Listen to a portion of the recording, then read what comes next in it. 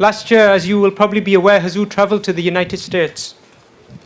As we boarded the flight to America, I recalled some guidance that Huzur had given me some years before. During a mulaqat, I had mentioned to Huzur that there had been a plane crash in Russia and several people had died. Upon hearing this news, Huzur was, of course, very saddened at the loss of life. And then Huzur mentioned that to me, that people think that modern technology is so advanced, yet it is only with Allah's grace and Allah's mercy that every day we are protected.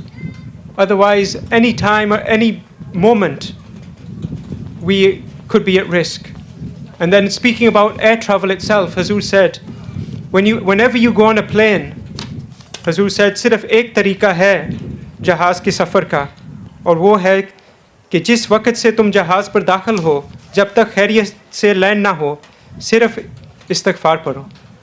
That from the moment you board a plane,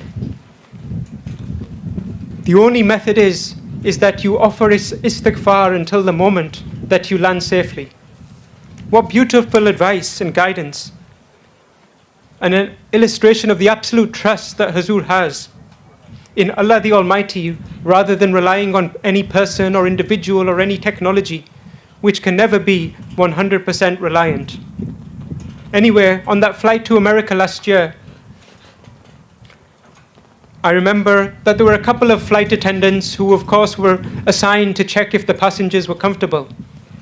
Towards the end of the flight, one of the flight attendants came up to me. He said that he and his colleague had approached Huzur several times to ask if he or Hazrat Appajan required anything at all. And each time they thanked him and said that they were fine and didn't need anything. He told me that just a moment before he had asked Huzur that, can I bring you anything? Is there anything I can do to make you more comfortable? And Huzur said that he didn't need anything at all, but he said that I would appreciate it if you checked if my staff were okay.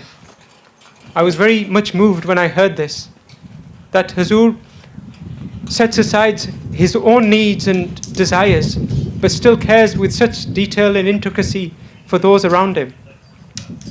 Anyway, the flight attendant was very much concerned that perhaps out of shyness, Huzur did not ask for anything. And so he said to me that, can you go and ask His Holiness that does he need anything?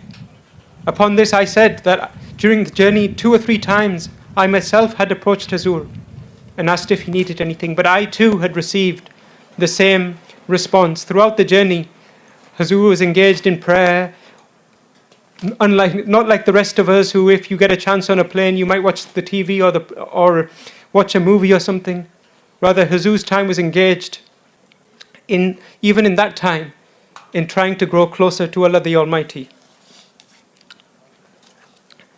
At the end of the conversation, the flight attendant told me, he said that I've been doing this job for many, many years, and there have been many, many VIPs, politicians, dignitaries who come onto these planes and who I have to serve.